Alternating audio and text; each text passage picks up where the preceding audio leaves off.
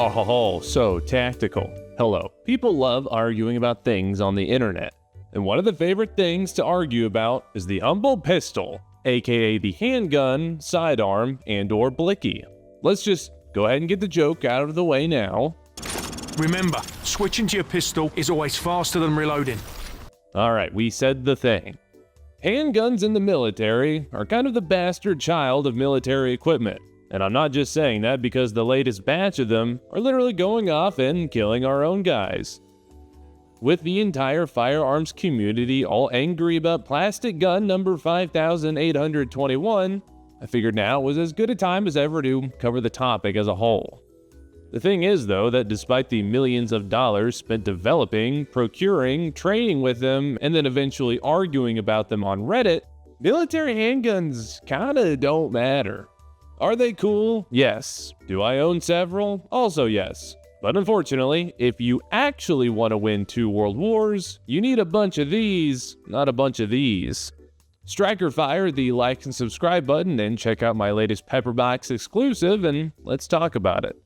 If you look into the arms rooms of the United States military, you will find 2 very similar tan-colored pistols, the M17 and the M18. The Navy, Air Force, and Marine Corps use the M18, a slightly shorter version of the M17, which is used by the Army. The exception being the Army's military police that opted for the M18 for some reason.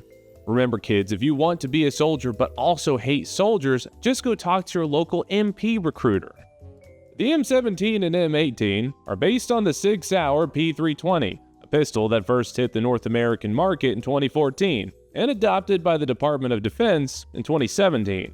This was done via the XM17 Modular Handgun System competition, and I need to find out whoever is responsible for that name because there is absolutely zero reason you need to call a pistol a modular handgun system. Imagine the amount of money spent on printer ink just to spell all of that out. And my taxes paid for that ink, damn it. My taxes not only paid for the link, but also the entire competition, which cost $580 million from start to finish.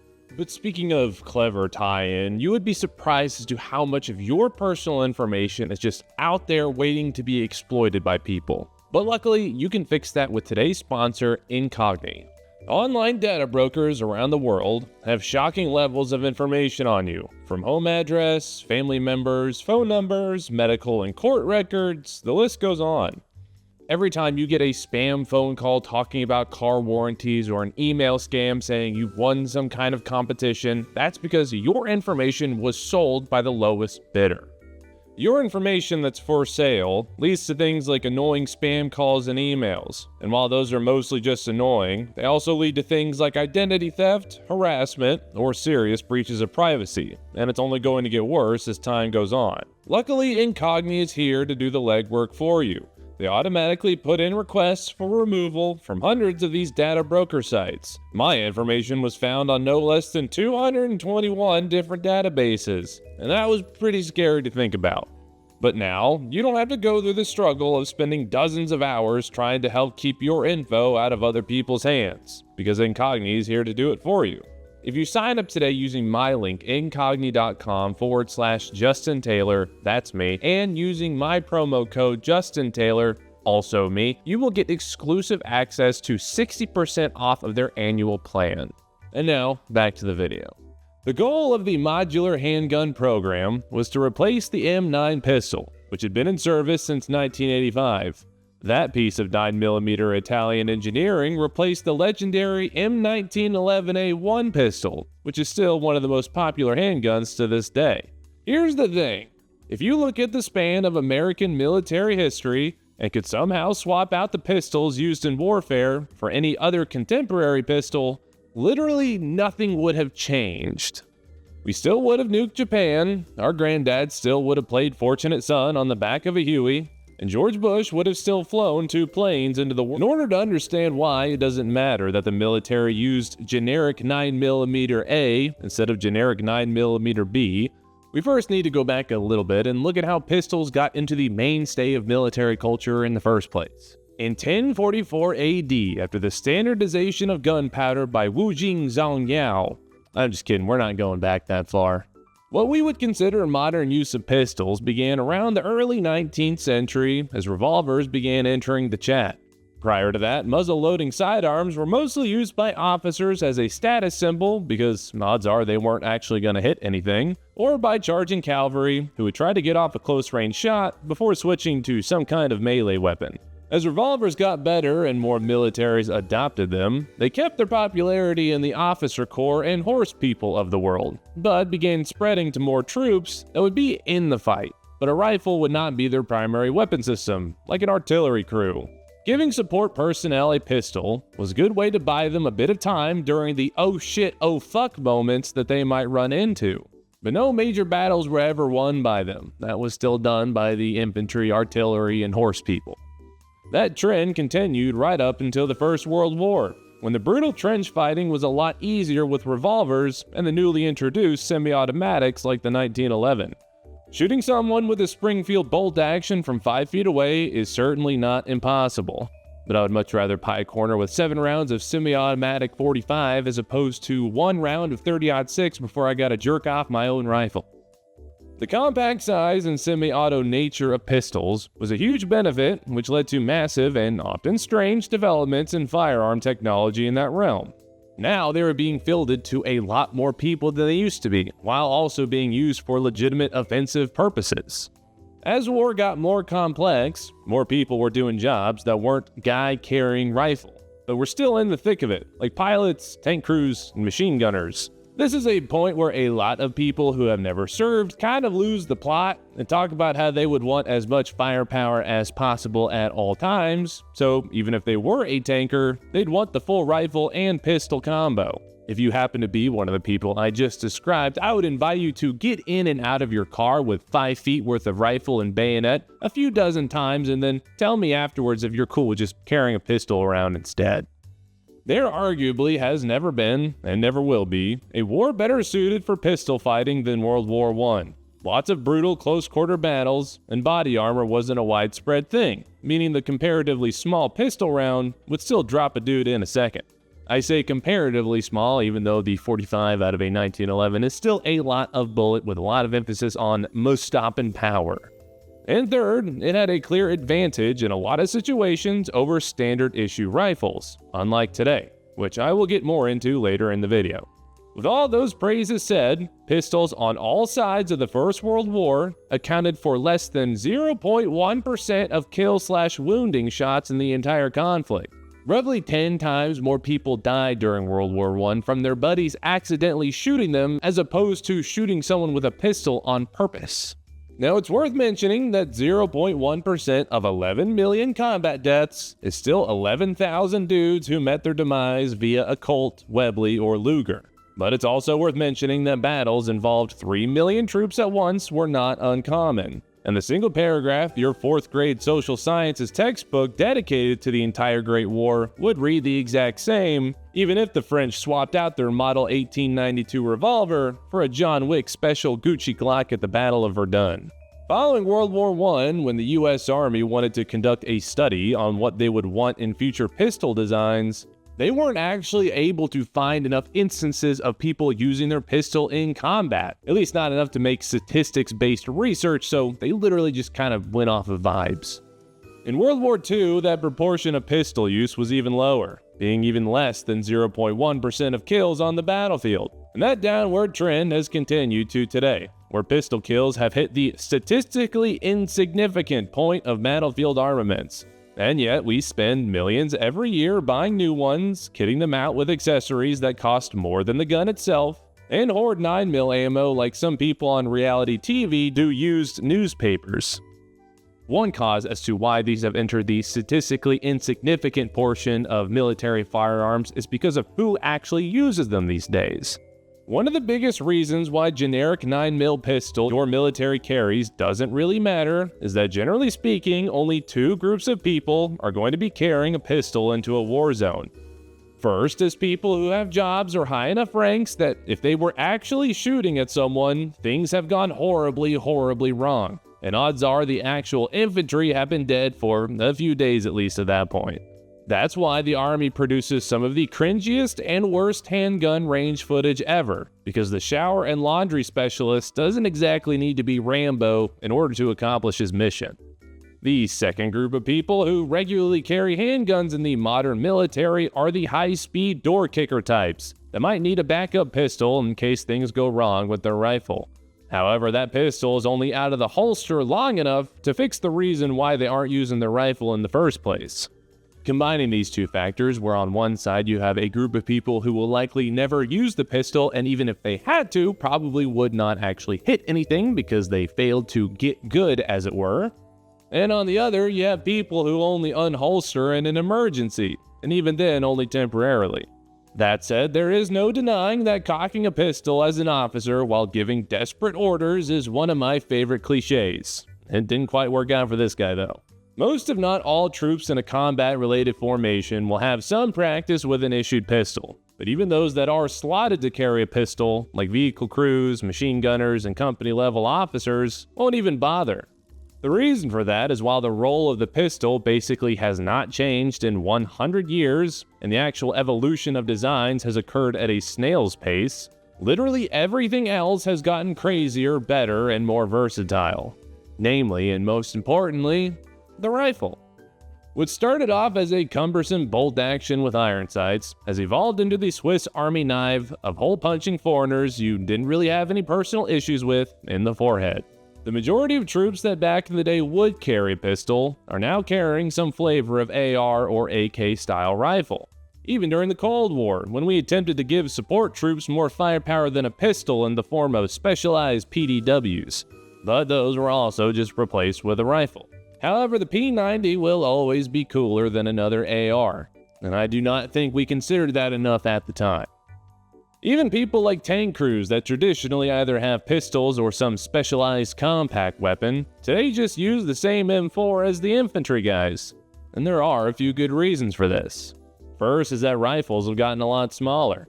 An M4 with the buttstock collapse is less than 30 inches, making it a lot easier to handle and stow in tight or narrow spaces like the inside of an armored vehicle. They've also gotten a lot better. The same rifle you clear a trench with in tight quarters is just as good at taking out targets at 300 to 500 meters as it is at 10. They punch harder than pistols, carry more rounds in the magazine, and it is significantly easier to use a rifle effectively compared to a pistol. More and more militaries also have body armor and semi-decent ballistic helmets as standard issue, and the overwhelming majority of pistol rounds fired out of a military handgun ain't gonna do much against those. You think that the, we'll call it the disenfranchised portion of society would have figured that out by now. Pro tip, you don't gotta pass a background check to buy Kevlar. If you're just a standard dude, even if you are given the option to carry both a rifle and handgun at the same time, you're probably just gonna leave the pistol in the arms room. It's one more thing to keep track of, lug around, potentially lose or break, and you're a lot more useful to everyone around you if you have a rifle instead of a pistol. Carrying around two of these as opposed to carrying around this is probably a better bet, although this Chinese piece of shit is probably just worse than anything else you could have carried in the first place. Now, at this point in the video, I feel like I need to clarify some things. I am not saying that we need to be getting rid of military pistols completely. Pistols are like ejection seats in fighter aircraft. 99.999% of the time, they are completely unnecessary, and the vast majority of pilots will never need it. But oh my fuck, when you need one, you really, really need one. But after reading hundreds of comment threads arguing and slur throwing over if the pistol Private Joe Schmo carries around should be hammer or striker fired, I felt compelled to offer the third option, that being, it doesn't fucking matter. Despite what Instagram and other platforms dominated by tactical hype beasts might tell you, it's perfectly okay if a military force carries a Gen 3 or 4 Glock and not a Gen 5. Now, that is not to say that we should just let people carry whatever it is they actually want to into war. It'll be a cold day in hell when I let the military pay money for a used Tiffany Blue 38 Special that spent most of its life in a purse owned by a daytime stripper. See, back in 1962, the Air Force adopted the Smith & Wesson Model 15 revolver, placing the worn-out 1911s they had in service. Interesting decision to go from a magazine-fed semi-automatic pistol to a revolver, but the vast majority of sidearm use in the Air Force are for security forces to pistol whip drunk airmen who overestimated the effectiveness of their hand-to-hand combat training. I, for one, would be honored to be pistol whipped by such a beautiful firearm. Unfortunately, the cops in my city carry the M&P 40, which is like one step above getting punched with a high point in my brain. In 1977, just 15 years after adopting the revolver, they were already wearing out, and the Air Force sent up a request for special ammunition that would alleviate some of the issues they were having. This sparked a congressional investigation, which found that the Air Force, the guys who mostly focus on plane stuff and not gun stuff, had 25 different models of handguns across their inventory. It turned out the other branches weren't that much better, with a mixture of 1911s, some random purchases that they kind of made semi-authorized, and a bunch of handguns that somehow made their way into arms room, but they had been there for so long no one actually knew how they got there. This led to the Joint Service Small Arms Program, which began after Congress strongly encouraged the military to re-standardize their pistol inventories across the board. Fast forward to January of 1985, and the M9 was born. I say fast forward because the actual series of events from start of program to end of program are for some reason very hotly debated. And if you look at the Wikipedia backend for this article, it just turned into individual editors just insulting each other. Now I get a lot of not nice comments on here, but if someone ever called out my prose specifically, I would probably just quit the same day. The point of me making a detour into the backlogs of Wikipedia being that while specific model of pistol is not important, what is important is that everyone's on the same page on which pistol to use across the DoD. That way, the price of the latest iteration of Tupperware gun stays in the triple-digit dollar range. Now, 100 years ago, when handguns came in a bunch of very fun shapes and sizes, the specific pistol your country gave you might have a non-zero chance of affecting you making it out of the war alive. However, that logic doesn't necessarily hold up anymore. Handguns are a lot like smartphones. 10 to 15 years ago, we had all these exciting shapes and colors. However, now every phone is basically the same regardless of brand or operating system. Sure, one phone might have one feature that the other doesn't, but they all text, make phone calls, and play internet porn at least 1080p. And most modern handguns are pretty much the same. We kinda hit the engineering limits on pistols. Handguns by nature have to be a very specific size and shape in order to fill the role of a handgun in the first place. Make them too small and they don't hold a lot of rounds and are hard to use, but if you make them too big or add too many accessories, you're better off just carrying a rifle of some sort. There's only so much room for innovation when you can't really change the form factor of this thing. The other reason handguns are all basically the same is that they all fire the same rounds for the most part. NATO standardization strong-armed the Western world into using 9mm for everything. I'm not here to settle the debate of what pistol caliber is best, I don't even want to dip my toes into it, but for its intended role, 9mm is just fine. Now, of course, there are the exceptions to this way of thinking. Certain higher-tier Marine units used the M45A1 up until the 2020s, with that pistol just being a tricked-out 1911 still shooting a 45 ACP round. These were very limited on being issued, and to those issued, weren't the only handgun they carried, but they performed better in situations like shipboarding operations. The Mark 23 program in the 90s was designed to produce a very specific handgun to fill the role of a, quote, fighting pistol as it became known, where it would be the primary weapon system rather than a secondary. Special forces around the world can be seen rocking every combination of Gucci Glock you could possibly imagine. Except for that one that Vito uses to kill Jackie Jr. in Season 3 of The Sopranos. Yeah, I haven't seen that one pop up yet. But these are massive exceptions to the rules. So much so that even though the M17 is supposed to be this modular wonder pistol that is definitely drop safe, most military units don't even have the stuff that makes it modular and just fire at stock. Now yes, you could look at the fact that pistols have to compete against one another in order to be adopted, meaning that by nature, some are better than others. And you would be correct. However, the ways in which they're deemed better are not necessarily things that affect how they perform in a given conflict. When the US was looking to replace the M9, one of the requirements was that you needed to fire 2,000 rounds of NATO standard ammo before a stoppage, and 10,000 before a failure. Stoppage here meaning some kind of malfunction like failure to feed or stovepiping, and failure meaning something breaks and gun no go bang no more. Those numbers don't exist because the Army or Marines expect any one person to ever fire that many rounds out of their service pistol, not even close. Those numbers exist because it saves money. It's kind of like the Japanese shitbox I got sitting in my garage. Are their cars faster, cooler, and don't inflict a sense of unease and distrust in women? Sure are. But goddammit, let me tell you, I have run that baby into the ground and never had any issues with it. As a result, I have saved money on car maintenance, in the same way the military saves money on pistol maintenance. Since World War I, the US has only changed its standard issue pistol twice. And one, if not the biggest reasons we got new pistols, wasn't because we looked around and realized that China or Russia had better pistols than us. We switched because the ones we had were too worn out and upkeep got too expensive. By the time the M9 came around, the issued 1911s were in rough shape. They'd been around for so long that most had been rebuilt 2, 3, 4, or even 5 times.